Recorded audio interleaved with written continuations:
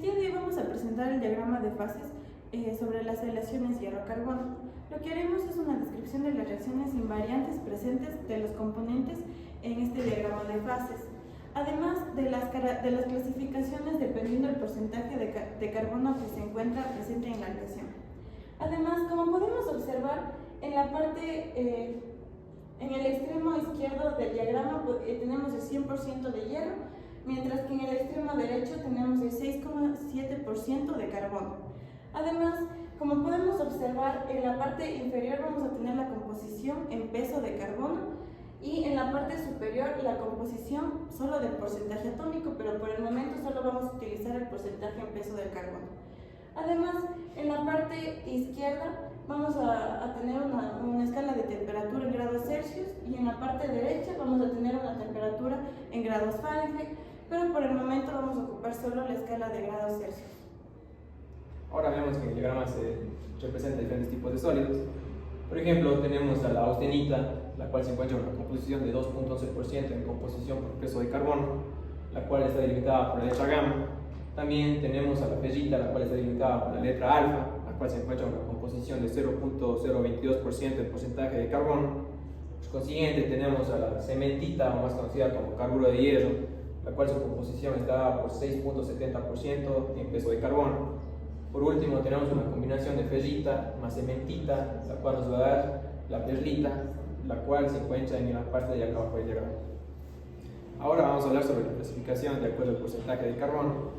Contamos con dos rangos. El primero va de 0 a 2, en el cual se encuentran aquí los aceros, y el mayor a 2 tenemos municiones. Ahora, dentro de los aceros vamos a encontrar los tres tipos de clasificaciones, el cual específicamente se encuentra el de 0.77, el cual se lo conoce como acero eutectoide. Por consiguiente, tenemos el que va en el rango de 0 a 0.77%, el cual es el acero hipereutectoide. Y por consiguiente tenemos al que va de 0.77% a 2%, el cual es el acero hipereutectoide. Muy bien, después de conocer los tipos de sólidos y las fases presentes en nuestro diagrama, lo que me corresponde a mí explicar es acerca de las reacciones invariantes presentes en nuestro diagrama. Vamos a establecer una reacción invariante en cada línea horizontal que está presente en el mismo.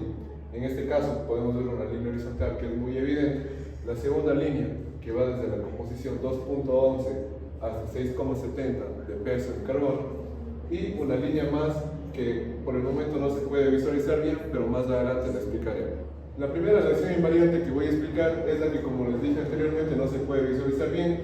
En este bosquejo nos vamos a basar. Podemos observar que en la parte de aquí tenemos un sólido llamado delta o hierro delta, y después del bosquejo tenemos ya la fase líquida. En el medio de estas dos vamos a encontrar una fase que es una mezcla del hierro delta más una fase líquida, y debajo de las curvas tenemos otro tipo de sólido conocido como austenita o hierro gamma. Este tipo de reacción se la llama de tipo peritéctica, debido a que parte de una mezcla de sólido y líquido a un sólido diferente a la composición de acá arriba. La segunda reacción invariante que voy a explicar la podemos visualizar aquí en el diagrama de fases.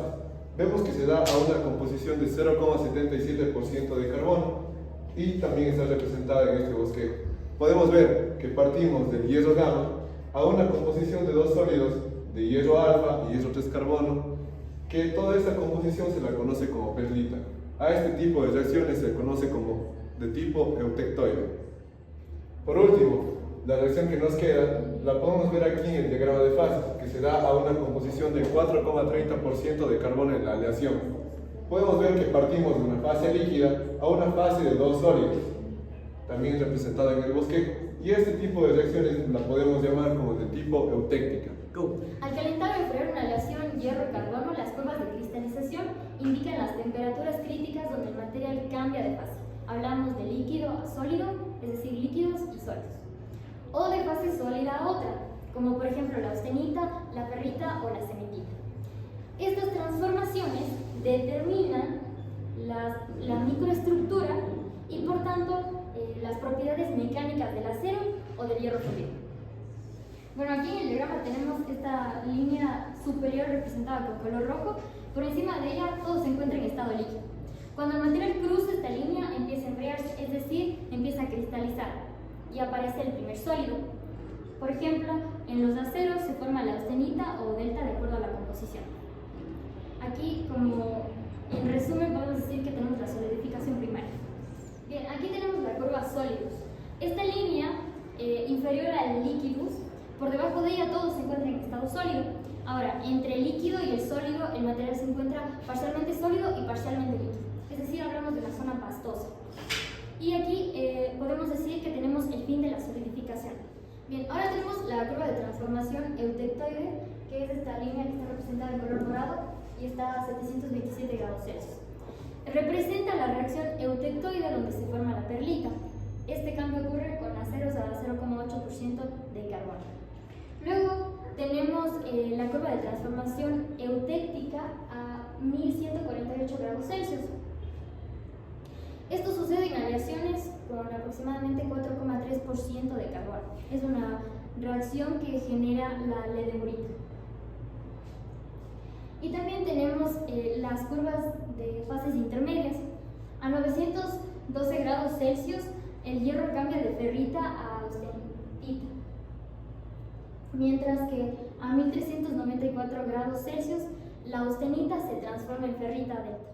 A continuación vamos a explicar un ejercicio donde utiliza la regla de la palanca. Como datos tenemos la 3% de composición de carbono a una temperatura de 1000 grados Celsius y vamos a calcular el porcentaje de la cementita. Como tenemos ya graficado una línea horizontal en los 1000 grados Celsius y dos líneas verticales, una por el porcentaje de carbono y otra recta en intersección de la curva de sólidos. Como ven, da 1.53%. Entonces, a continuación vamos a aplicar la regla. Primeramente, debemos restar los extremos de las curvas. Como aquí tenemos 6.67 en composición y 1.53.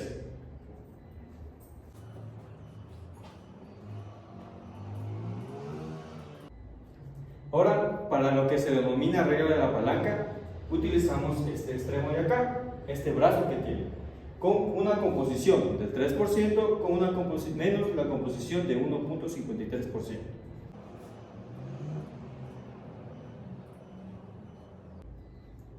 Como resultado de esta resta y esta división, nos da como resultado la composición del hierro de la cementita del 28%. Como aquí en la gráfica tenemos una composición de gamma más la cementita, por lo cual restamos el 100% menos el 28% de la cementita, lo cual nos da como un resultado del 72% de gamma. Y así ha sido la explicación del ejercicio utilizando la regla de la palanca. Para concluir, decimos que los diagramas de fases son representaciones que nos permiten evidenciar los diferentes tipos de fases y componentes que se forman en los diagramas, también su composición de los compuestos que forman los diagramas, que es el hierro y el carbono.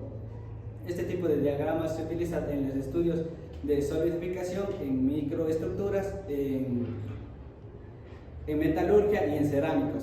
También vemos que en este diagrama se forman diferentes sólidos, como tenemos la austenita, que es un material que se utiliza para la síntesis de acero inoxidable por su alta resistencia a la corrosión y su tenacidad. También tenemos que la ferrita es un compuesto cerámico que se utiliza por sus propiedades magnéticas, que se emplea en diferentes tipos de componentes eléctricos. Y también tenemos la cementita, que es un compuesto fotorómico que se utiliza también en tipo de aceros y fundiciones para aumentar la dureza y rigidez de los diferentes componentes. Y también tenemos que la perlita es un compuesto que se utiliza para aumentar sustratos y también que se utiliza como aislante térmico y acústico.